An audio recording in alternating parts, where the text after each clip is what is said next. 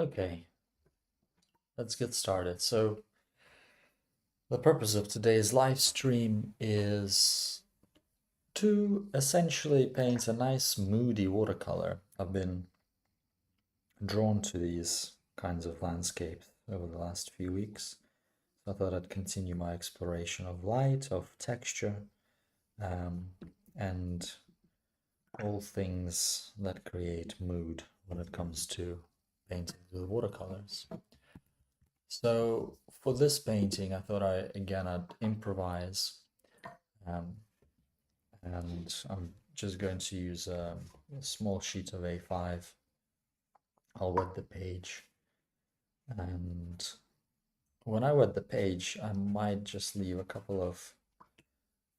So this is going to be a wet and wet sky, but I might just leave a couple of areas of white, which I'm going to use as sort of as white clouds. And I'll paint wet and wet.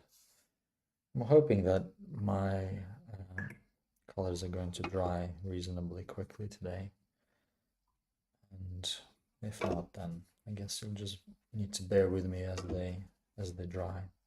I'm just adding this kind of gray, mucky tone into my wet and wet mixture. I haven't cleaned my palette from the previous painting I did, so that's why it's a little bit. That's why I'm just reusing this mucky soup water, just to add a little bit of tone. Okay, let's start. I think in my previous experiments, I really liked how Mars Black behaves when mixed with a little bit of French ultramarine, so I'm just going to replicate that here. I think I'll have this as an area of very bright light, so to do that, I'm just going to paint some of these clouds around it.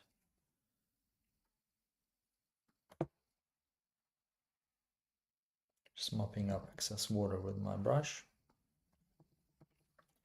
I'm using gravity to kind of create these streaks in my paint so that it's not as uniform as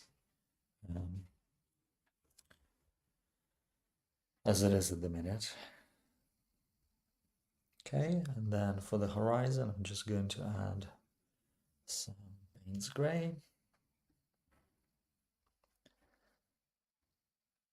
I'm thinking about where I'm going to maybe skip on some of these areas of light. Or preserve them, I should say.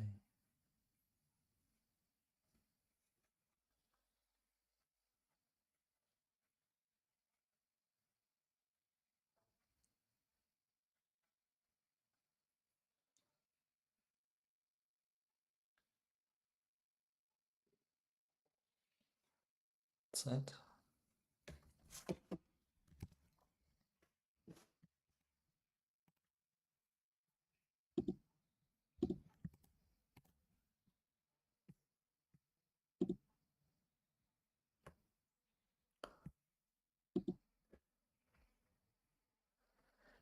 Now just using my brush to add directional streaks into the sky.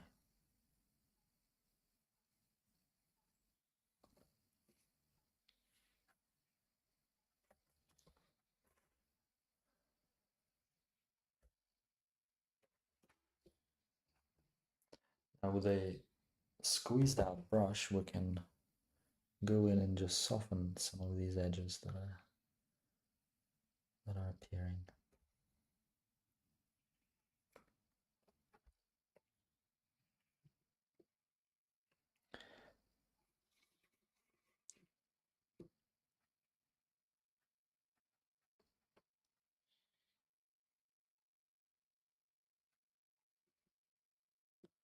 The key at this step is to always have more pigment. So once you've sort of added water to this, the subsequent challenge is to always have more pigment on your brush than the water on the paper. And that will create really nice mixes. Failing that will create not very appealing cauliflowers, and we don't want the cauliflowers, at least I don't want cauliflowers in the sky itself.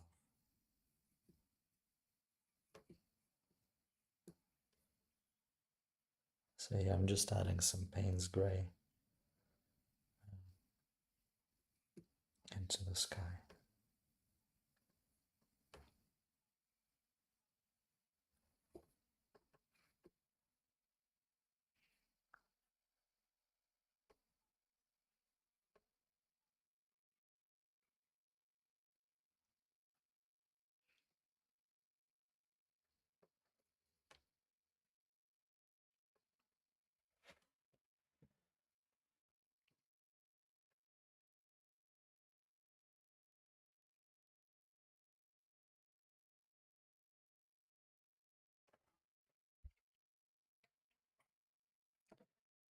Okay.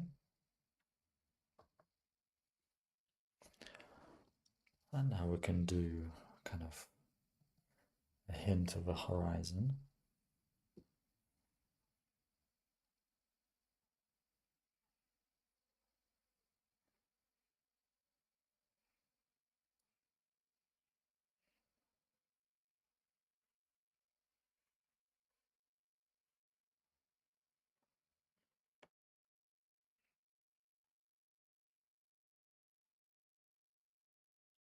In some instances, I might want to just vary the size of this horizon line so that it looks like I've got maybe some distant mountains there.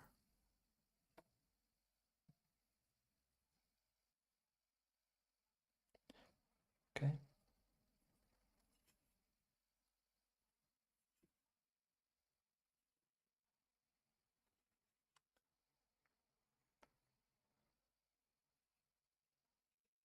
Next, I'm just going to mix up a sort of a dark olive green color so that I could lay in my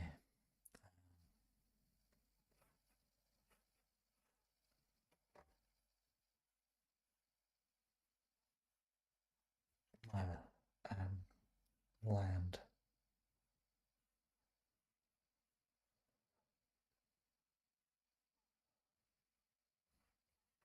Just add some Payne's Gray to it, darken it up. As you can see, I'm letting the colors mostly mix on the page without having to worry about mixing them in my palette. First of all, I have a small palette. Second of all, when they mix on the page, we just get much sort of more organic textures, which I prefer.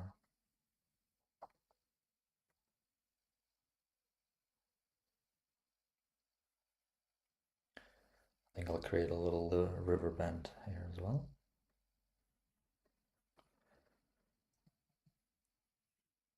So that we've got a river snaking into the distance.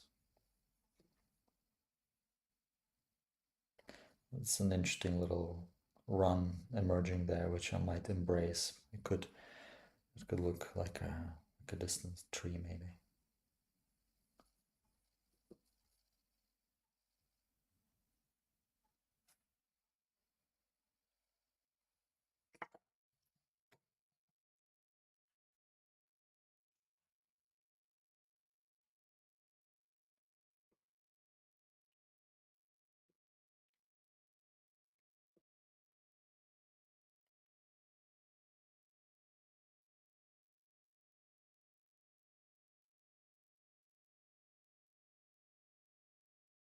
Being a little bit bold with my darks because this, remember, watercolor will dry considerably lighter. So when this is all settled down, I'm hopeful that it'll look less saturated.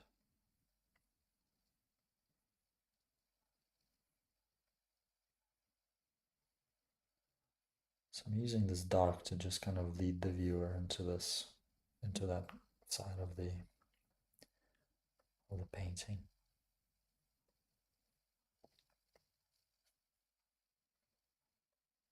Generally making structures in the foreground appear darker to create a sense of depth.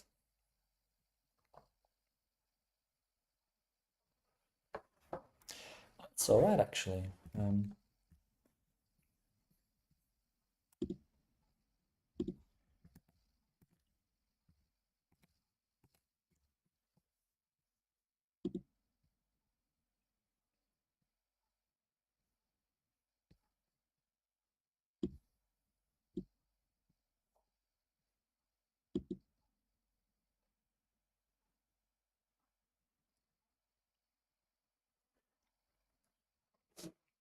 Wait for this to dry and then I'll switch to a smaller brush.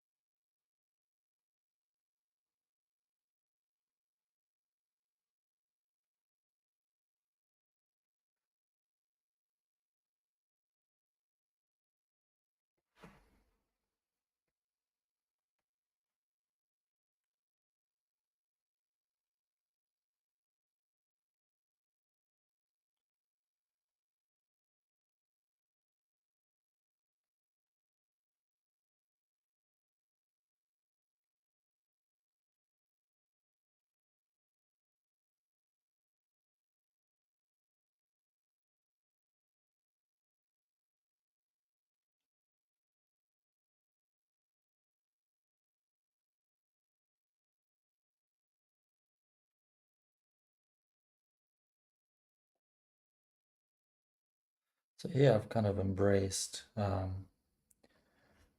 this leak from this area into the water and just kind of turned it into a reflection. Hopefully it comes across as a reflection.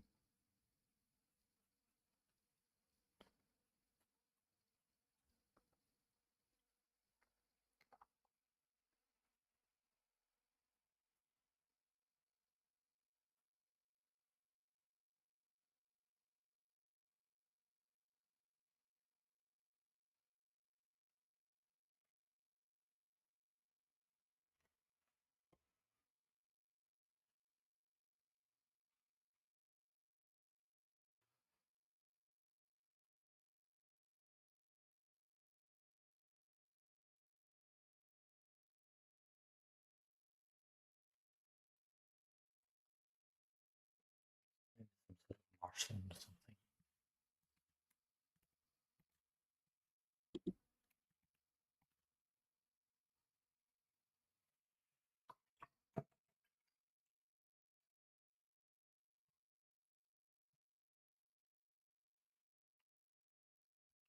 Just checking if this has dried. No, not yet. Just thinking once it's when it's ready, I'm going to add another layer of darkness into the sky, and then I'll add a kind of a glaze, which I enjoy using just to create more contrast in the painting. But first, before any of that happens, we need to make sure it's all dried out completely.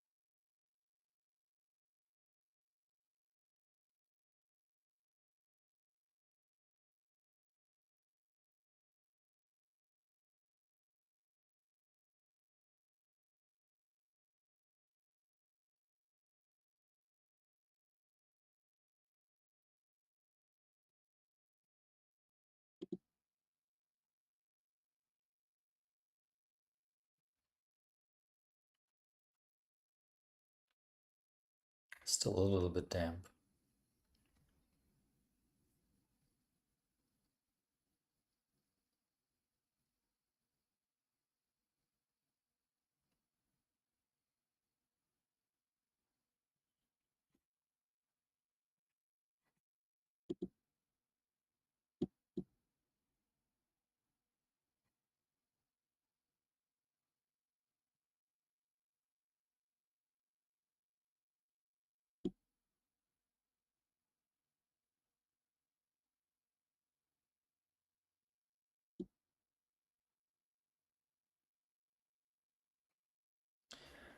Let's see. Okay, let's add, just wet the area again. Being very careful near the horizon. Trying to preserve some of these effects.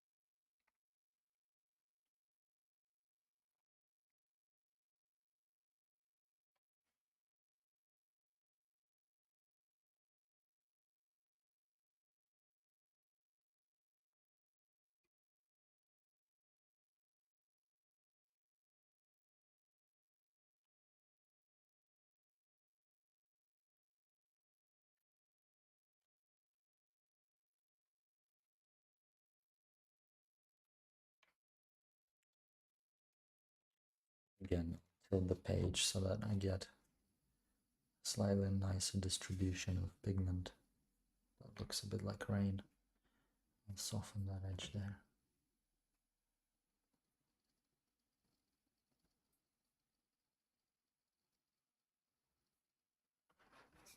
Okay, let's keep adding. Let's keep adding dark.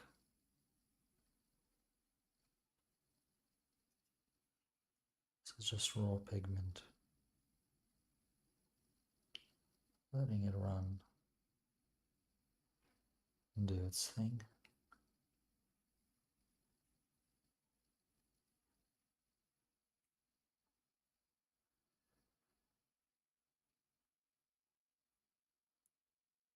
Just remembering that it will all dry considerably lighter.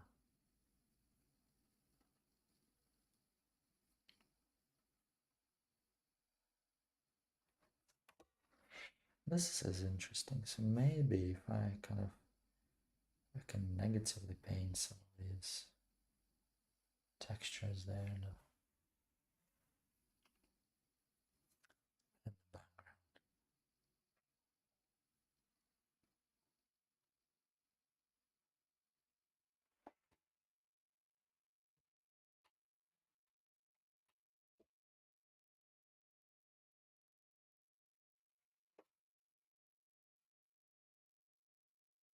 Just tilted it the other way so I get connection with the ground. Let's add some more. Maybe this time let's add some more ultramarine.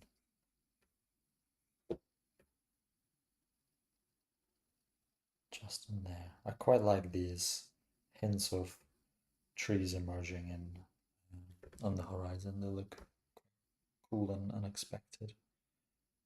So I'll just lean into that a little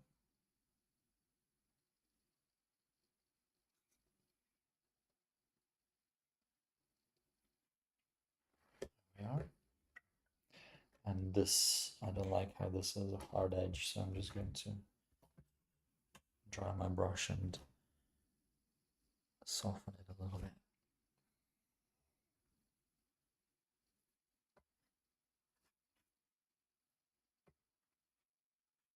That's it.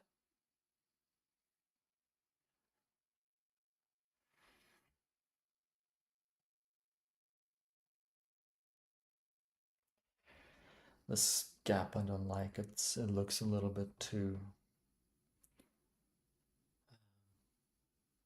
disconnected. So just a little bit of cloud in there. Very light. try and keep these edges here soft.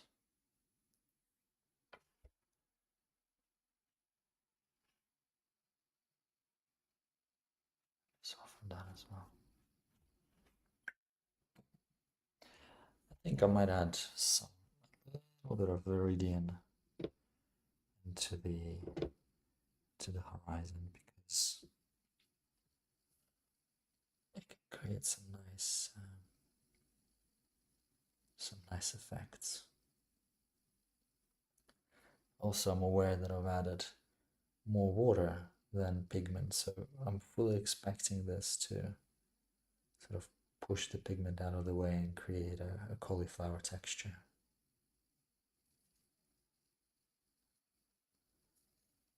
And just for consistency, I might add them here as well.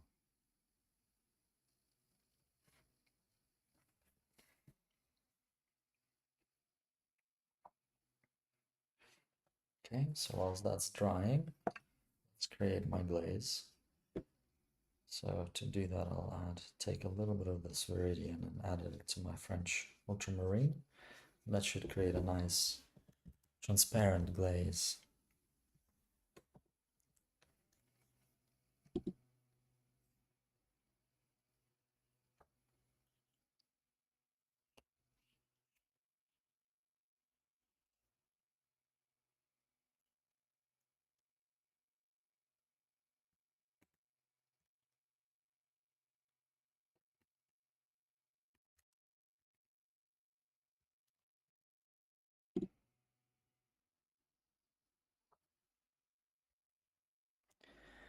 Okay, let's see how this glaze is going to turn out.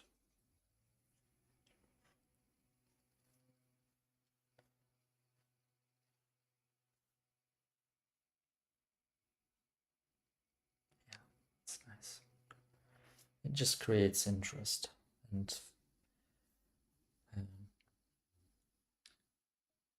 focuses grounds the place a little bit.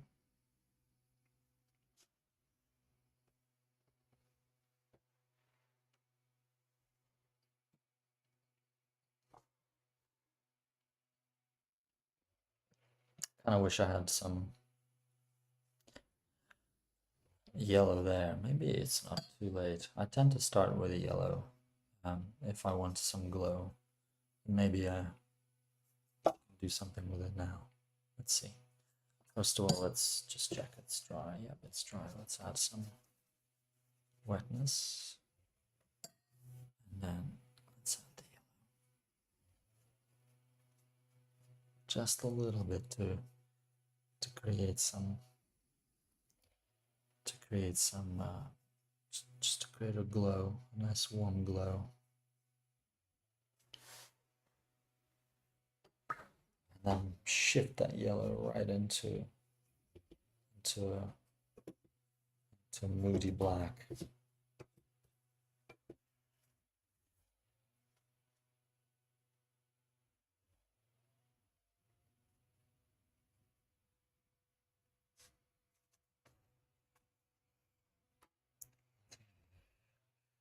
Just letting gravity do its thing and hope for the best.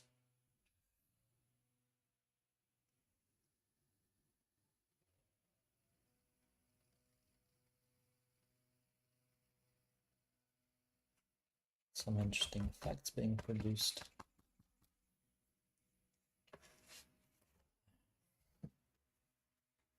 I'm not sure how I feel about it. It's only different. Let's add some pigment here.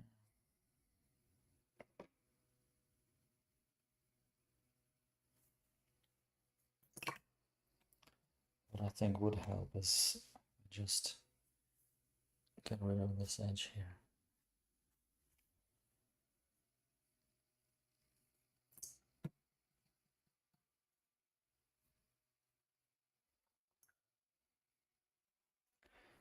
And maybe something similar on this side. So just blend this a little.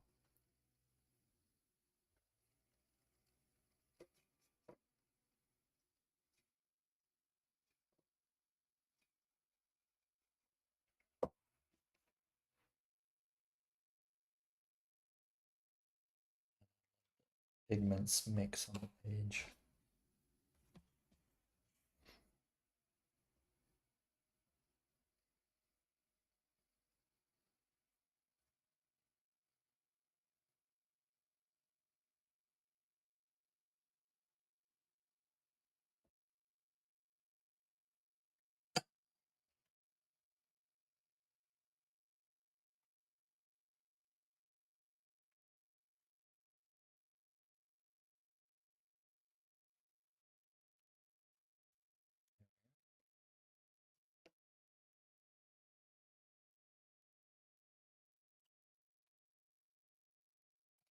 Don't like this hard edge here, so I'm hoping that I haven't wasted too much time waiting and I can just smoothen it out. Yeah, I think I can actually.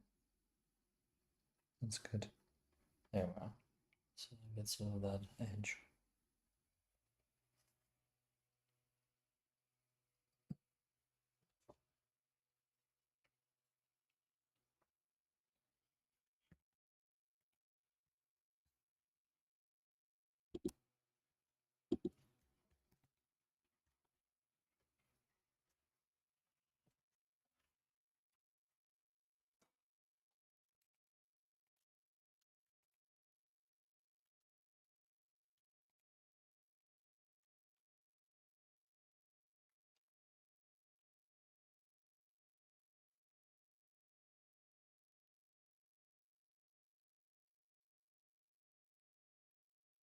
I want to add some more texture into the foreground.